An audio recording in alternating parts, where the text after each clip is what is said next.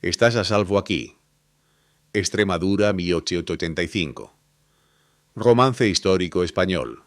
El sol de Extremadura caía como plomo derretido sobre las rocas cuando Rafael Mendoza siguió las huellas de sangre hasta el Pozo del Diablo. 3 días llevaba rastreando cualquier señal de su hermano desaparecido y las pisadas lo habían llevado a este lugar maldito donde el agua brotaba escasa y amarga. Lo que encontró no fue a Sa Aurelio. Atada al poste de piedra caliza, una joven gitana colgaba como un espantapájaros roto. Sus muñecas sangraban por las cuerdas, su cabeza se ladeaba bajo el peso de la desesperación, y junto a ella una yegua alazana temblaba con una pata trasera destrozada. Rafael cortó las cuerdas de un solo tajo. Ella se desplomó, pero forzó sus ojos a abrirse cuando la sombra de él cayó sobre su rostro. Un hombre alto de hombros anchos con el polvo y el sol grabados en la piel. Otro extraño, otro peligro. Sus labios se separaron en un susurro quebradizo, la voz de alguien que había dejado de esperar misericordia. Haz lo que quieras, soldado. Rafael se quedó helado. No la tocó de nuevo, ni bruscamente ni con crueldad. Estoy aquí para ayudarte, dijo en voz baja, y con manos cuidadosas la levantó, como si temiera que el desierto ya le hubiera arrebatado demasiado. Antes de continuar, tómate un momento para apoyar el canal. Un simple me gusta, un comentario rápido o pulsar ese botón de suscripción ayuda a que estas historias lleguen a más personas que las aman. Déjame saber desde dónde nos escuchas y gracias por acompañarnos. El cortijo de Rafael se alzaba solitario al pie de una sierra de pizarra, un cuadrado terco de tablas desgastadas y cercas crujientes atrapado entre el calor y el silencio. La vida aquí no se movía rápido, resistía. Dentro de la modesta casa el aire olía levemente a humo hierro y la retama que Rafael quemaba cada mañana para mantener a los insectos a raya. Colocó a la joven gitana en la cama estrecha junto a la ventana, donde la luz tardía caía sobre su rostro en líneas doradas y finas. Apenas tenía consciencia, pero sus rasgos eran afilados pómulos espolvoreados de sol, labios agrietados por la sed, una trenza de cabello negro pegada a su sien, con sudor seco. Incluso en su debilidad sus ojos conservaban un fuego silencioso, el tipo que pertenece a las personas que han sobrevivido demasiado siendo demasiado jóvenes. Esta era alguien acostumbrada a observar el mundo antes de confiar en él. Su nombre llegaría después, pero Rafael ya intuía que no estaba hecha de miedo. Las marcas hinchadas de las cuerdas en sus muñecas contaban la historia de un orgullo castigado, no de indefensión. Afuera, la yegua que había tratado de proteger pateaba inquieta su herida vendada con un trapo que Rafael había arrancado de una camisa de trabajo vieja. Rafael se movía por la casa con la economía de un hombre acostumbrado a la soledad. Cada gesto era deliberado, silencioso, vertiendo agua en una taza de hojalata, escurriendo un paño para refrescar su frente, ajustando la ventana para que corriera el aire. No hablaba no porque le faltaran palabras, sino porque el habla nunca lo había salvado de nada que valiera la pena recordar. Parecía un hombre esculpido por el calor y el trabajo duro, hombros anchos bajo una camisa de algodón gastada, manos ennegrecidas por el hollín de la forja mandíbula, ensombrecida por días sin afeitar. Una cicatriz pálida cruzaba el interior de su muñeca izquierda, un recordatorio fino y blanco de algo que le habían hecho hace mucho tiempo, algo que nunca nombraba. La gente de Cáceres susurraba sobre su pasado ex guardia civil, problemas con el mando, órdenes equivocadas rechazadas. Pero Rafael nunca confirmaba nada. El yunque que golpeaba cada día era donde dejaba los pedazos de su historia. Mientras la muchacha se agitaba, su respiración áspera pero estabilizándose, Rafael la observó con la paciencia cansada de un hombre que mira a una criatura salvaje decidir si huir o luchar. Ella hizo una mueca cuando movió los brazos. Las quemaduras de cuerda oscuras contra su piel y la tensión en su mandíbula le dijo que odiaba mostrar dolor frente a cualquiera. Afuera la tierra se extendía hasta Cáceres, un pequeño asentamiento de escaparates, golpeados por el clima, juicios cambiantes y miradas apretadas hacia cualquiera que no llevara el color de piel correcto. Las noticias viajaban rápido allí, especialmente cuando se trataba de los gitanos. Rafael lo sabía.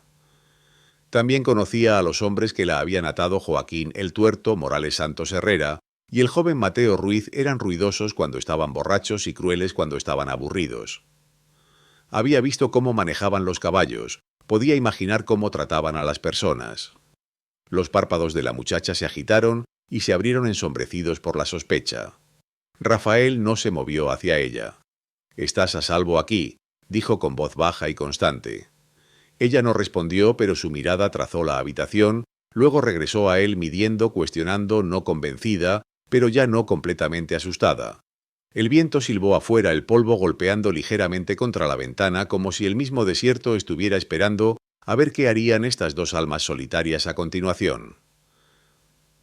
Que no los... La noche se deslizó hacia el cortijo con un lavado lento de luz violeta que se colaba entre las tablas, mientras la joven gitana se agitaba de nuevo. Rafael la escuchó antes de verla el roce de la tela, un suspiro dolorido y suave el ligero raspado de su talón contra el suelo. Se alejó de la forja limpiándose las manos en un trapo mientras se detenía en el umbral entre el taller y el espacio de vivienda. La muchacha se incorporó sus dedos rozando la manta como si confirmara que era real. Su mirada recorrió la habitación en un cálculo silencioso, aterrizando finalmente en Rafael. Por un momento ninguno de los dos habló.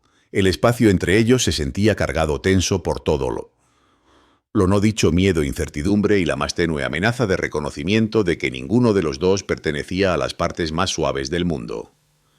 «¿Dónde estoy?», preguntó por fin, su voz ronca pero afilada por el instinto.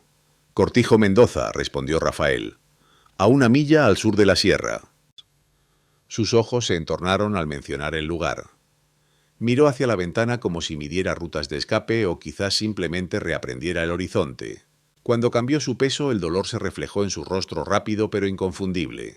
Rafael dio un paso adelante. Inmediatamente se tensó los músculos apretándose como un arco tenso demasiado tiempo. «No estoy aquí para hacerte daño», dijo en voz baja. Ella no respondió, pero su mandíbula se relajó en la fracción más pequeña. Él puso una taza de hojalata con agua sobre la mesa a su lado, no demasiado cerca, no de una manera que bloqueara su movimiento. Ella observó la distancia cuidadosa que él mantenía, observó la forma en que puso la taza como si colocara una ofrenda ante algo sagrado y herido. «Bebe», dijo Rafael. Sus dedos se envolvieron alrededor de la taza, pero vaciló antes de levantarla. La sospecha parpadeó en su rostro, no hacia el agua, sino hacia él, hacia la suavidad, en su tono que aún no se atrevía a confiar. Cuando bebió fue lento, deliberado, los ojos nunca dejando los suyos.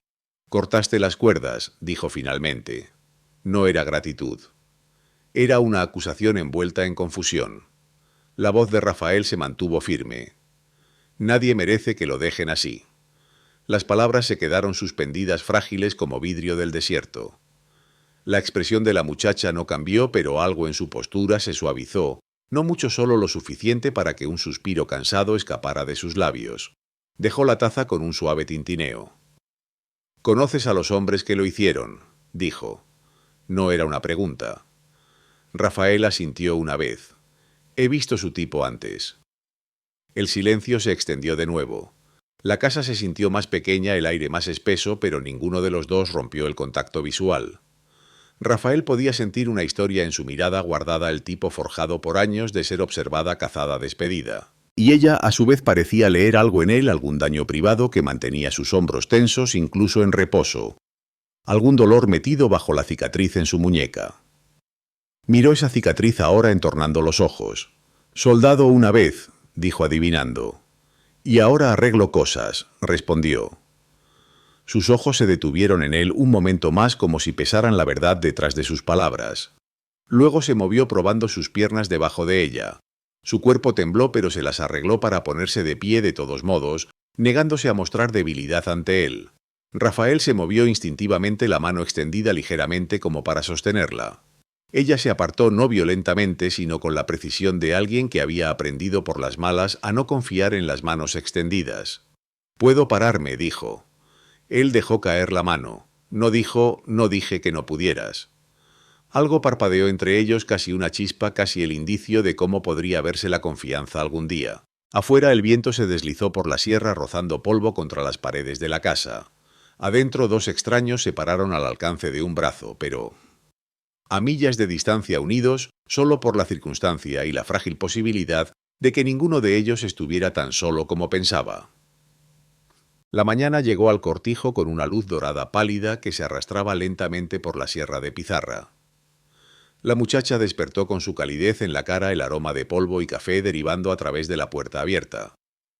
Rafael ya estaba afuera, el ritmo constante de su martillo golpeando metal, rodando a través de la quietud. Era un sonido que le pertenecía como el viento pertenecía a la sierra duradero, paciente, inquebrantable. Se sentó cuidadosamente, su muñeca palpitaba, pero la hinchazón había disminuido. Alguien había extendido una capa delgada de ungüento sobre las quemaduras. Conocía el aroma salvia mezclada con resina de pino. El gesto la sorprendió. Los hombres que cortaban cuerdas no siempre reparaban lo que las cuerdas habían hecho. Cuando salió el sol todavía era bajo y gentil. Rafael no se volteó al sonido de sus pasos, pero sus golpes se ralentizaron su atención, cambiando sin dejar completamente su trabajo. Se dirigió hacia el corral donde la yegua herida se paraba con la cabeza gacha, el flanco todavía temblando, pero ya no salvaje de miedo. Se acercó a ella con la seguridad de alguien que había pasado su vida leyendo el lenguaje de los animales. La yegua levantó la cabeza cuando la muchacha tocó su hocico. «Tranquila niña», murmuró los dedos, rozando los moretones tiernos alrededor de las quemaduras de cuerda. Rafael finalmente dejó su martillo. «La manejas bien», dijo. «Ella recuerda quién la lastimó», respondió su voz suave pero con un filo de significado, «pero también recuerda quién no lo hizo». Rafael encontró sus ojos, entonces realmente los encontró, y el reconocimiento silencioso que pasó entre ellos fue más que disculpa o gratitud. Era reconocimiento.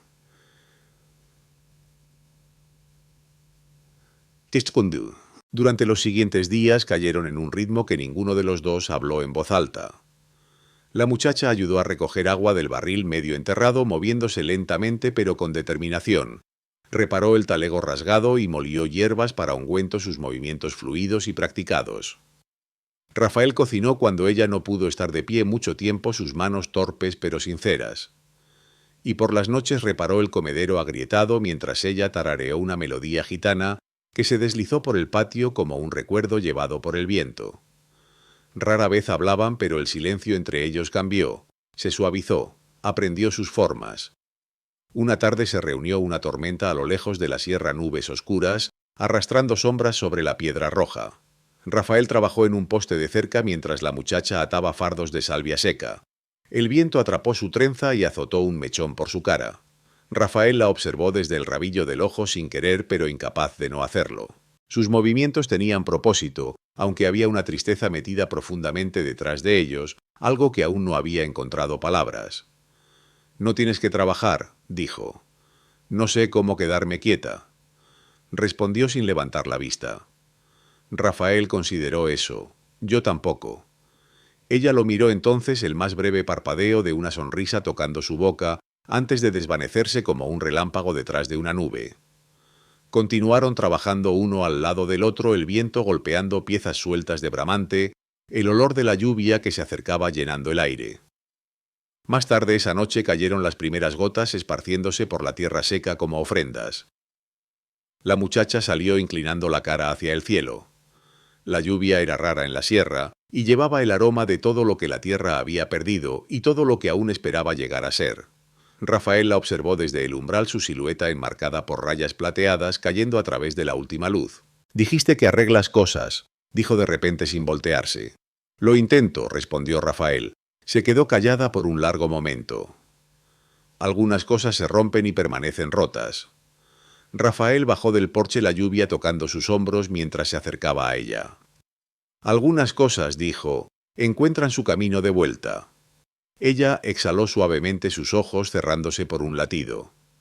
Cuando los abrió de nuevo, la tormenta ya había pasado, dejando solo el suave tamborileo de gotas sobrantes en el techo de la casa.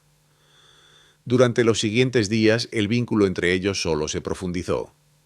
Rafael preparó café de la manera que notó que le gustaba menos amargo, más agua. La muchacha comenzó a dejar un pequeño cuenco de hierbas en su banco de trabajo cada mañana, algo para el dolor en su muñeca, aunque nunca le preguntó cómo se hizo la cicatriz. Aprendieron el uno al otro en pedazos una mirada compartida, un suspiro suavizado, la forma en que sus manos se rozaron, al pasar herramientas, la forma en que ninguno de los dos se alejó después. Una noche Rafael regresó de revisar la cerca para encontrar a la muchacha dormida junto al fuego, una manta cayendo de su hombro. La levantó suavemente, colocándola de nuevo a su alrededor, cuidadoso de no despertarla. Pero sus ojos se abrieron de todos modos, suaves y sin guardia por primera vez. «No tienes que cuidarme», susurró. La voz de Rafael llegó baja constante. Lo sé. No hubo declaración, no hubo promesa, solo dos corazones aprendiendo la gravedad silenciosa que los acercaba más cada noche. La tierra a su alrededor cambió también sutilmente, reconociendo su conexión creciente. Incluso el viento parecía cambiar, rozando la sierra con una mano más gentil, como si sintiera que algo tierno comenzaba a echar raíces donde solo había vivido polvo antes. La paz que se sostenía sobre el cortijo era algo delgado y precioso, estirado cuidadosamente entre dos personas que aprendían a respirar en la misma quietud. Pero la paz rara vez sobrevivía mucho tiempo en estas tierras áridas. No cuando hombres como Joaquín el Tuerto Morales llevaban su orgullo como un arma. La mañana en que se rompió el equilibrio, el aire mismo se sintió mal, demasiado quieto, demasiado expectante. La muchacha lo sintió antes que Rafael. Se detuvo a mitad de paso junto al corral, los ojos entornándose hacia la sierra, donde el polvo comenzó a elevarse en 3 columnas nítidas. Rafael emergió del establo limpiándose el sudor de la frente. Una mirada fue suficiente. «Vienen». Joaquín el Tuerto Morales cabalgó al frente, fanfarroneando en su silla de cara roja y malo, con el tipo de ira que los hombres inventan para cubrir su vergüenza. Santos Herrera lo siguió, su mandíbula torcida en un ceño fruncido medio borracho, y el joven Mateo Ruiz cerró la retaguardia, los nudillos blancos alrededor de sus riendas. Se detuvieron justo fuera de la puerta, el polvo arremolinándose alrededor de sus botas mientras desmontaron. «Bueno, ahora», se burló Joaquín lo suficientemente alto para que el mundo lo escuchara. «Parece que nuestra pequeña amiga gitana se instaló bien». Sus ojos se deslizaron hacia la muchacha con una sonrisa que hizo que la sangre de Rafael se enfriara. «No terminamos nuestra conversación la última vez». La muchacha se quedó quieta, cada línea de su cuerpo tensa, pero no retrocedió. Rafael vio el parpadeo en sus ojos, miedo sí, pero también dignidad, un fuego aún no roto. Rafael empujó la puerta abierta con calma deliberada y se interpuso en su camino. «Ustedes deberían darse la vuelta». Santos escupió en el polvo. «Ella nos atacó», mintió. «Solo la llevamos de vuelta al pueblo». «Ella trató de evitar que mataran a un caballo», respondió Rafael, «y ustedes la ataron a un poste por eso». Mateo se movió inquieto, la culpa acechando su postura, pero Joaquín lo empujó bruscamente y se adelantó. «Es gitana, esa es toda la ley que necesitamos». La mandíbula de Rafael se tensó. «No en mi tierra». Joaquín se rió, un sonido corto y feo. «¿Crees que puedes interponerte entre nosotros y lo que se debe?» Rafael no respondió. No necesitaba hacerlo. La forma en que plantó sus pies, la posición de sus hombros, la frialdad constante en sus ojos, todo hablaba por él. Santos puso una mano en su pistolera. Mateo alcanzó su cuerda. La muchacha se paró detrás de Rafael, su respiración rápida pero su columna recta. Rafael no se volteó hacia ella, pero sintió su presencia como una promesa. «Apártate», dijo Joaquín, la voz espesa de alcohol y arrogancia. «No quieres que te enseñemos la misma lección que le enseñamos a ella». «Vete». Rafael se acercó más, a pulgadas de la cara de Joaquín. «Inténtalo». El desierto contuvo la respiración. El viento se calmó, el polvo se quedó suspendido, incluso el sol parecía brillar más fuerte, como si esperara sangre. Joaquín se movió, el primer indicio de incertidumbre cruzando su expresión. Había venido esperando una chica asustada y un hombre demasiado roto para pelear. En su lugar había encontrado una pared que no podía derribar. La mano de Santos se alejó silenciosamente de su pistolera. Mateo miró hacia otro lado. Joaquín bufó una risa amarga para ocultar su retirada. «Volveremos», gruñó. «Cáceres no toma con amabilidad que los de tu tipo se mezclen con los nuestros». Rafael no parpadeó. Entonces Cáceres puede ahogarse en su propio polvo. El insulto golpeó a Joaquín como una bofetada. Se montó en su silla con un tirón vicioso, y los tres se fueron en una tormenta de tierra roja, sus amenazas siguiéndolos como humo. Cuando el sonido de los cascos se desvaneció, Rafael exhaló lentamente. La muchacha se acercó a él, su voz un susurro apenas audible sobre su respiración acelerada. «Lo intentarán de nuevo». «Lo sé». Finalmente se volteó para enfrentarla. El viento tiró de su cabello, echando mechones por su mejilla. Sus ojos estaban brillantes, con algo más que miedo, algo como la comprensión naciente de que ya no estaba sola, no realmente. «No tenías que pararte frente a mí», dijo. Sí, respondió Rafael suavemente. Tenía que hacerlo. Por un largo momento simplemente se pararon allí, enmarcados por la extensión roja y dolorosa de la sierra. La muchacha lo estudió buscando la razón detrás de su lealtad. Rafael no ofreció ninguna.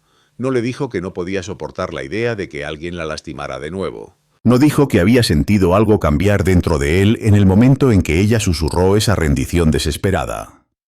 Haz lo que quieras, soldado, y se dio cuenta de que el mundo le había enseñado a esperar crueldad antes que misericordia. Simplemente encontró su mirada constante y sin guardia.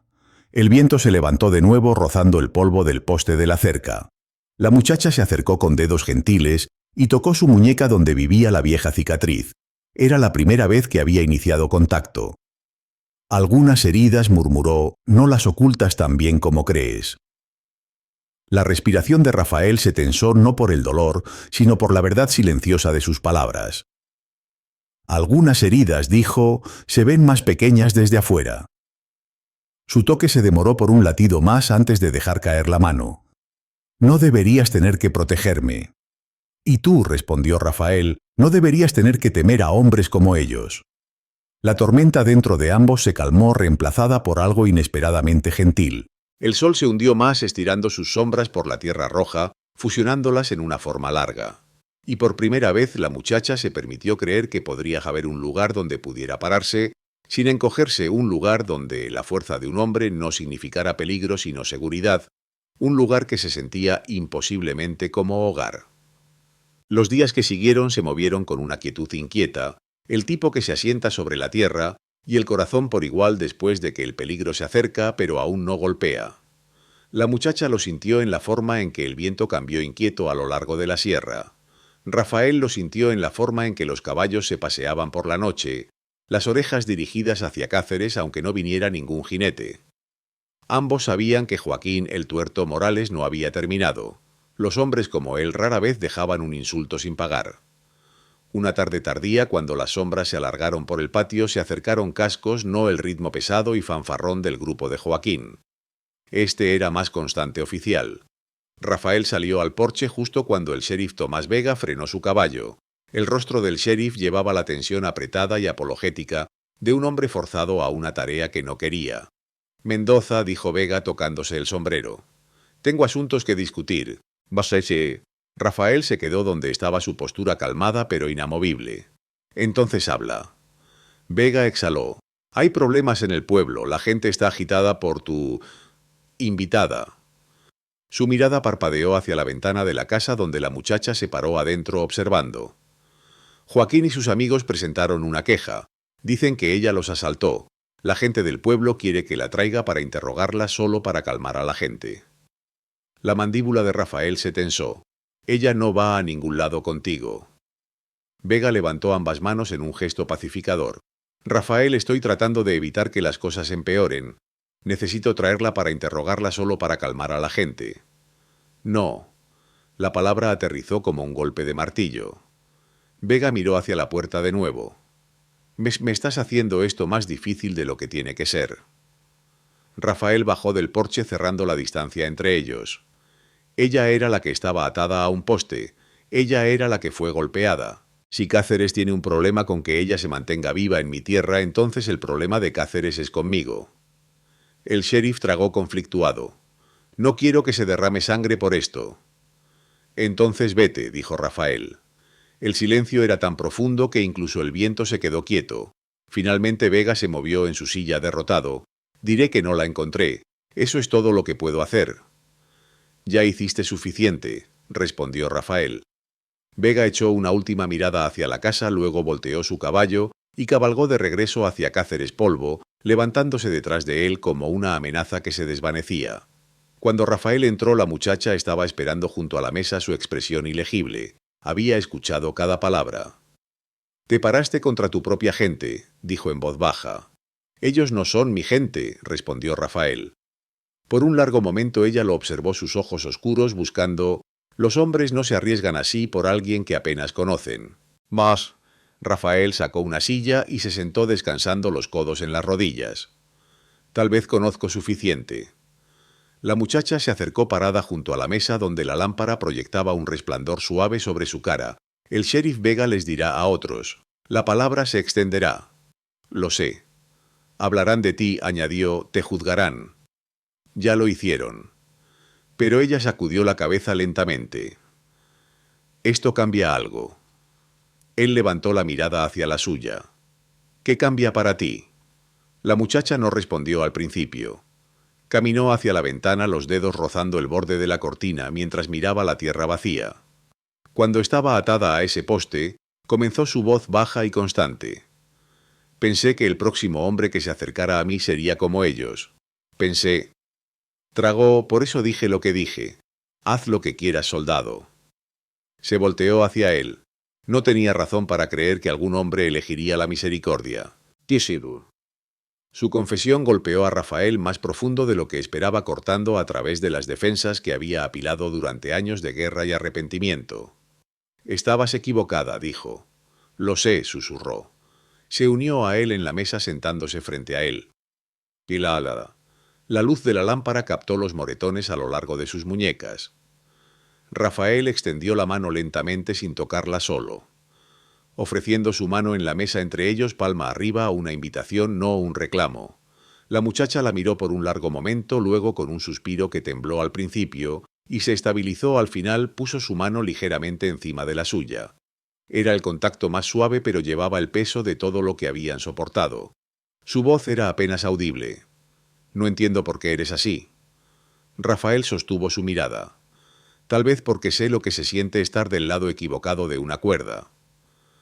Por primera vez el verdadero shock cruzó su cara. Miró su muñeca donde la cicatriz pálida se curvaba como un recuerdo viejo que se negaba a desvanecerse. ¿Qué te pasó? No apartó la mirada. Órdenes que no seguí. Un castigo destinado a enseñarme obediencia. Todo lo que me enseñó fue en quien nunca quería convertirme. La respiración de la muchacha se cortó no en miedo sino en reconocimiento.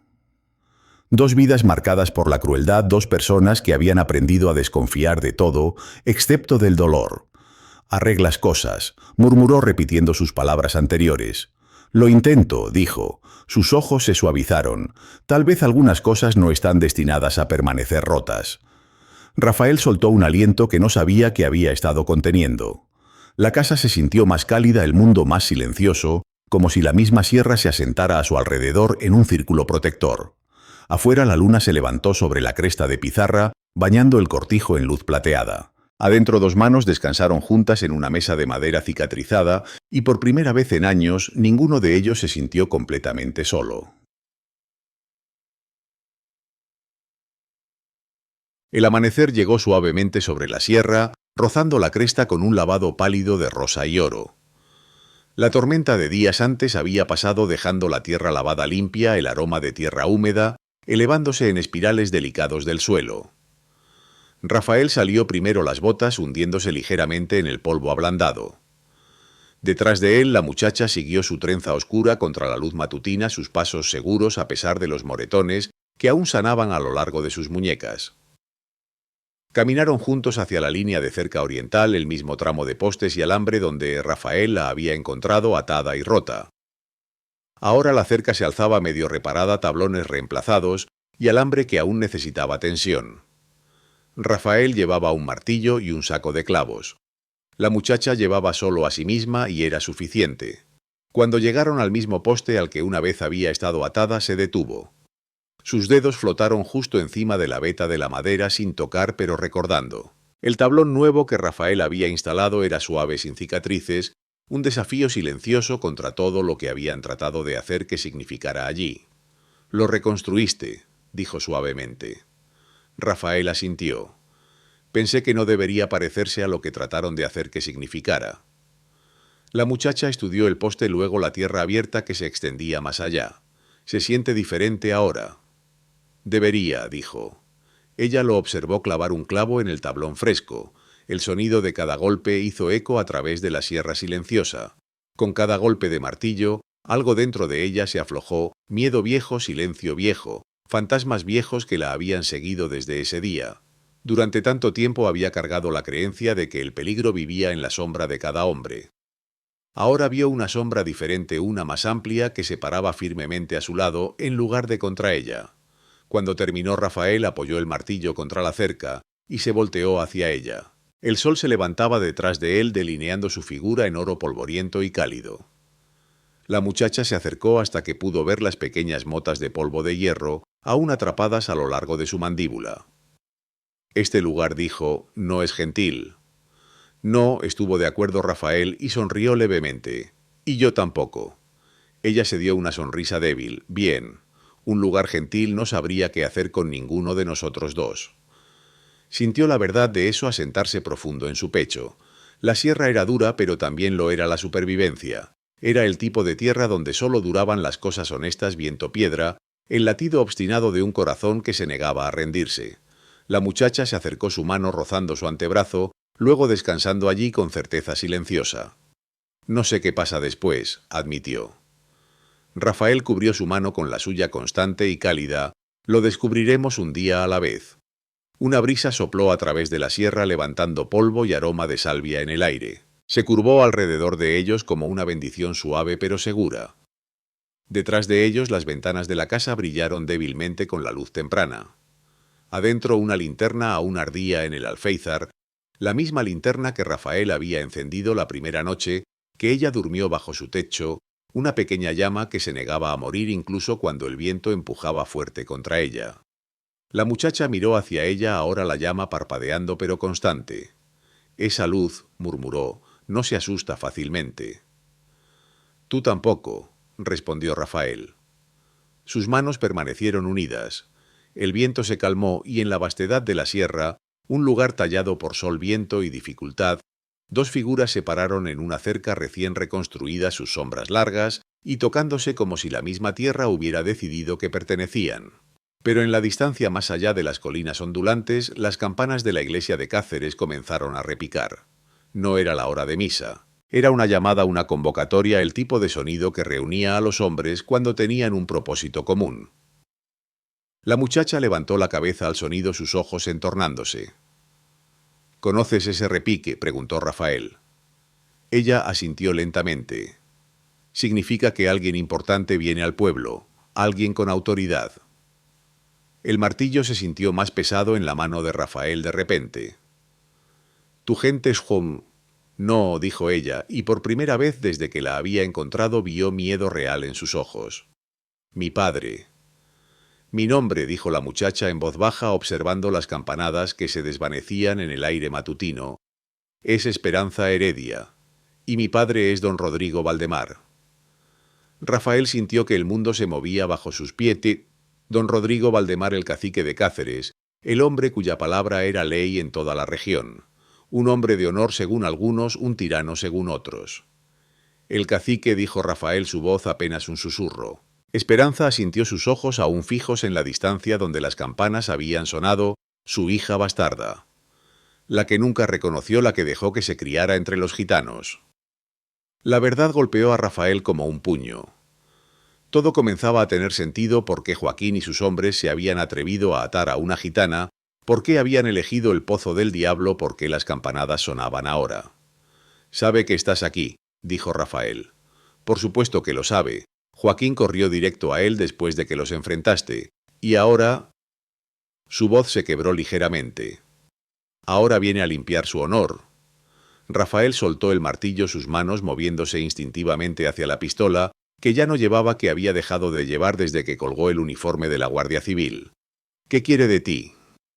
Esperanza se volteó hacia él y en sus ojos vio una tristeza tan profunda que le cortó la respiración.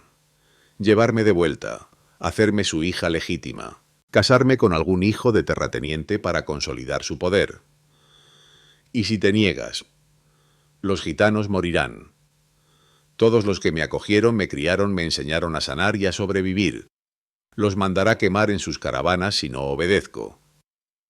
Rafael sintió una furia fría subiéndole por la columna vertebral.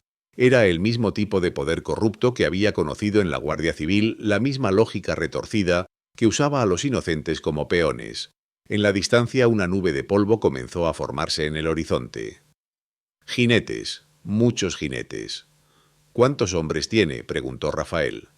Suficientes, respondió Esperanza. Pero no es eso lo que me asusta. ¿Entonces qué? Ella lo miró con ojos que habían visto demasiado. Que venga con mi hermano. Rafael sintió que algo frío se instalaba en su estómago. Tu hermano Viguito Aurelio Valdemar, el hijo legítimo, el heredero, el hombre que... Su voz se quebró completamente. El hombre que mató a los gitanos que me criaron la primera vez que traté de escapar. El mundo se detuvo por completo. El nombre golpeó a Rafael como un rayo. Aurelio. Su hermano perdido se llamaba Aurelio, Aurelio Mendoza. Pero si este Aurelio era Valdemar... Descríbelo, dijo Rafael, su voz apenas audible. Esperanza lo miró extrañada. Alto como tú, cabello oscuro, ojos verdes. Una cicatriz aquí, se tocó la ceja izquierda, de una pelea cuando éramos jóvenes, y una marca de nacimiento en forma de media luna en el hombro derecho. Rafael sintió que las piernas le fallaban. La marca de media luna, su hermano menor que había desaparecido hace 5 años, su hermano al que había buscado por toda Extremadura. No, susurró. ¿Qué? Preguntó Esperanza, alarmada por la palidez repentina de Rafael. Pero Rafael ya no podía hablar. En la distancia los jinetes se acercaban. Y a la cabeza, montando junto a un hombre mayor de barba gris, vio una figura que conocía tan bien como la suya propia. Aurelio Mendoza, su hermano, el hombre que había torturado y matado gitanos, el hombre que había estado buscando durante 5 años. Don Rodrigo Valdemar cabalgaba como un rey erguido en su silla de montar de cuero, labrado su barba gris, perfectamente cuidada, sus ojos duros como pedernal. A su lado Aurelio Valdemar, quien una vez fue Aurelio Mendoza, cabalgaba con la postura de un hombre que había aprendido que la crueldad era poder.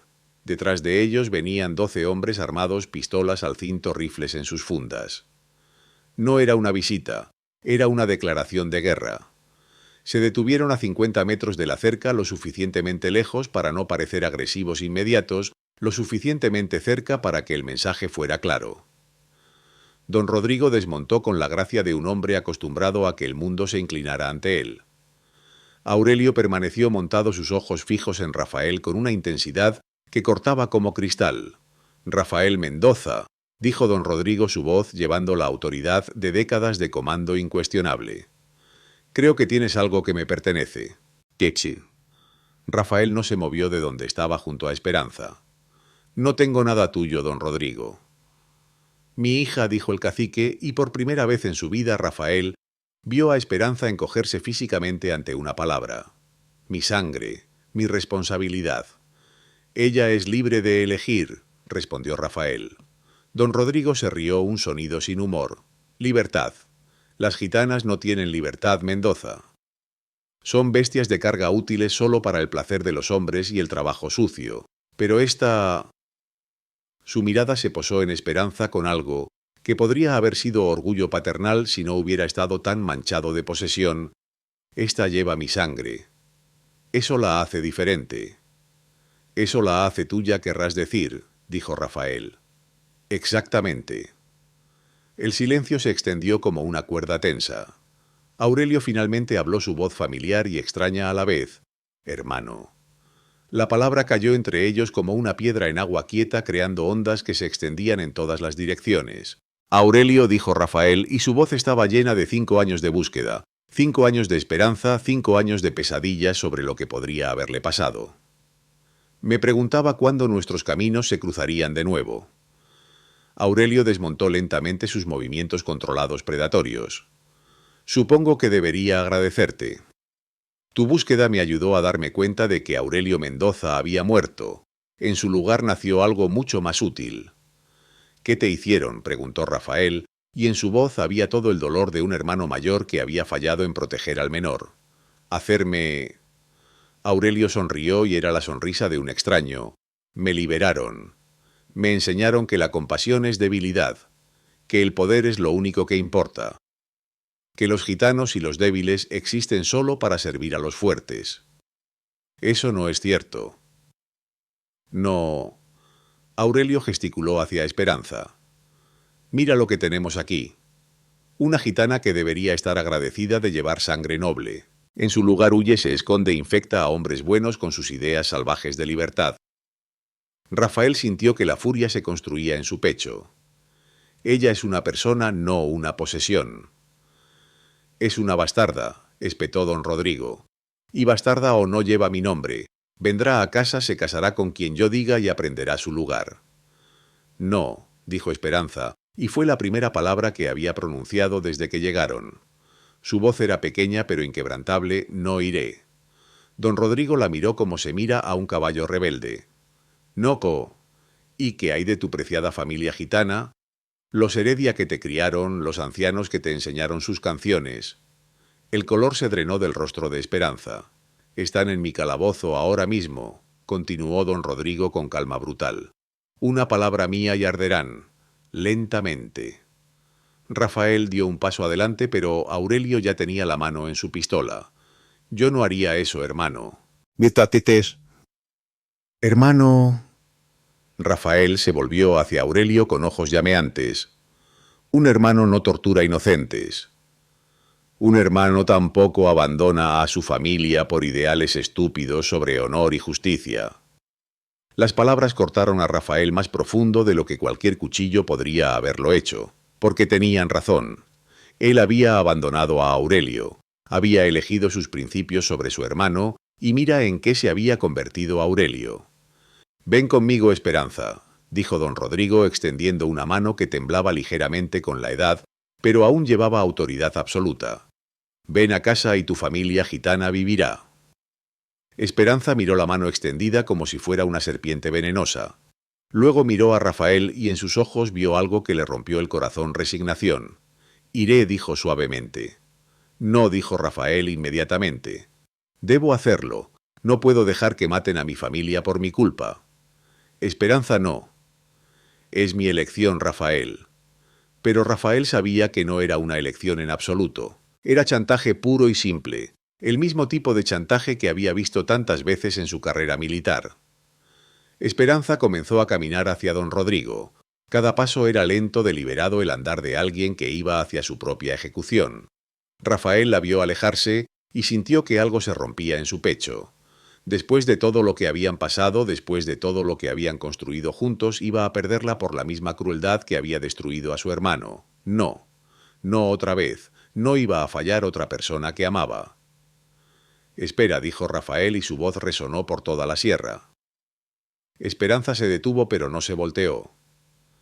Hay otra opción, dijo Rafael mirando directamente a don Rodrigo. Un intercambio.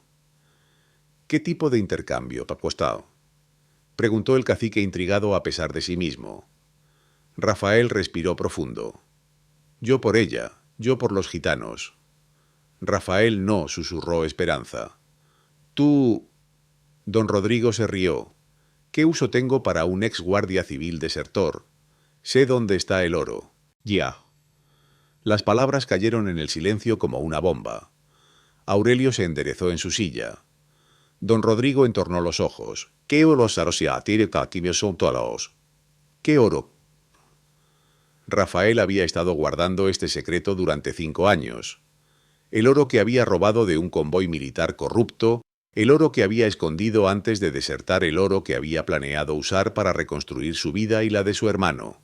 El convoy de Granada, 50 libras de oro puro. Sé dónde está escondido.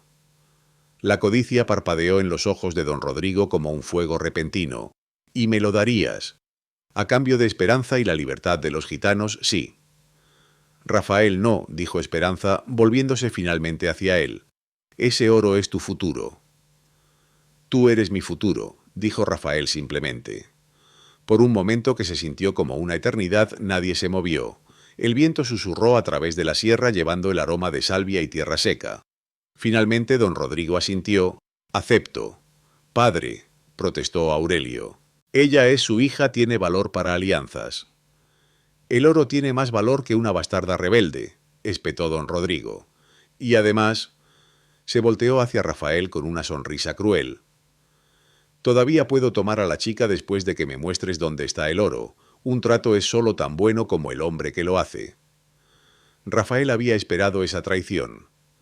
Los hombres como don Rodrigo no mantenían su palabra con los que consideraban inferiores. Pensé que dirías eso, dijo Rafael. Por eso no es ese el trato que estoy ofreciendo. Entonces, ¿cuál es? Rafael sonrió y por primera vez desde que su hermano había llegado fue una sonrisa genuina. Duelo, tú contra mí. Si gano Esperanza y los gitanos son libres. Si pierdes te doy el oro. ¿Un duelo? Don Rodrigo se rió. Soy demasiado viejo para juegos de niños. Entonces envía a tu campeón.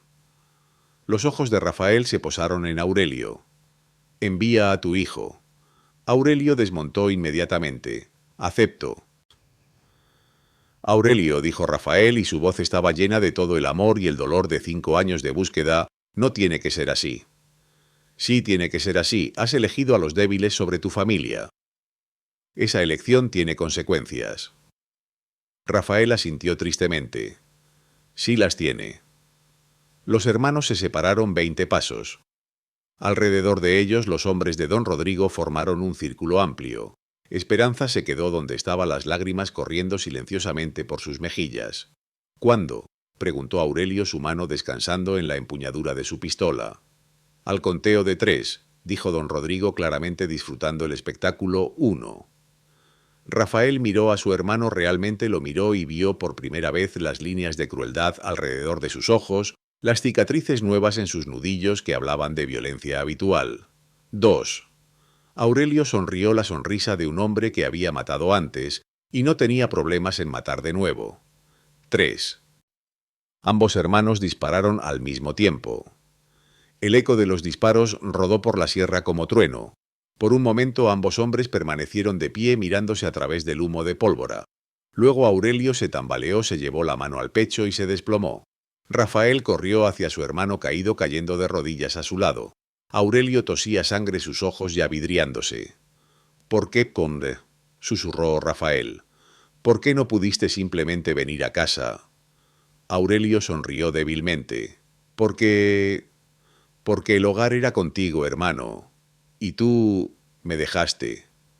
«Lo siento», dijo Rafael, y las lágrimas corrían libremente por su rostro. «Lo siento mucho». Yo también», susurró Aurelio. Y entonces se fue llevándose consigo 5 años de búsqueda, 5 años de esperanza y el corazón roto de Rafael. Kiriatil. El funeral se hizo al amanecer. Rafael cavó la tumba él mismo en la colina que daba hacia el oeste, donde Aurelio siempre había dicho que quería ver las puestas de sol.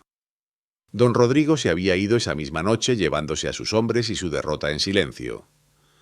El oro permanecía escondido. Rafael nunca había tenido intención de revelarlo de verdad. Era la única carta que tenía que jugar y la había jugado perfectamente. Los gitanos fueron liberados al amanecer como había prometido. Esperanza los vio partir con lágrimas en los ojos y una sonrisa en los labios. Estaban a salvo. Eso era lo que importaba. Ahora, mientras el sol se alzaba sobre la sierra de Pizarra, ella y Rafael estaban solos junto a la tumba fresca. «¿Te arrepientes?», preguntó Esperanza en voz baja. Rafael consideró la pregunta. Se arrepentía de matar a su hermano, se arrepentía de los 5 años perdidos, se arrepentía de las elecciones que había hecho. «Me arrepiento de muchas cosas», dijo finalmente. «Pero no de haberte salvado, nunca de eso». Esperanza tomó su mano, sus dedos entrelazándose con los suyos. «¿Qué hacemos ahora?». Rafael miró hacia el cortijo, hacia la tierra que había trabajado y sangrado, para hacer suya, hacia la cerca que habían reconstruido juntos. «Vivimos», dijo simplemente. «Arreglamos lo que podemos, protegemos lo que amamos, y aprendemos a perdonarnos por lo que no pudimos salvar».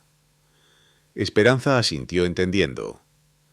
Habían encontrado algo precioso entre el polvo y el dolor, la posibilidad de un futuro construido no sobre lo que habían perdido, sino sobre lo que habían elegido conservar. El viento sopló a través de la sierra llevando el aroma de salvia y la promesa de lluvia. En la distancia las campanas de Cáceres repicaron una vez más, pero esta vez sonaron como despedida. Y en el cortijo de Rafael Mendoza, donde una vez un hombre roto había encontrado a una mujer rota, ahora vivían 2 personas que habían aprendido que la sanación era posible, que el amor podía crecer en los lugares más áridos y que a veces la única manera de honor a los muertos era vivir completamente por los vivos. La historia había terminado, pero sus vidas apenas comenzaban.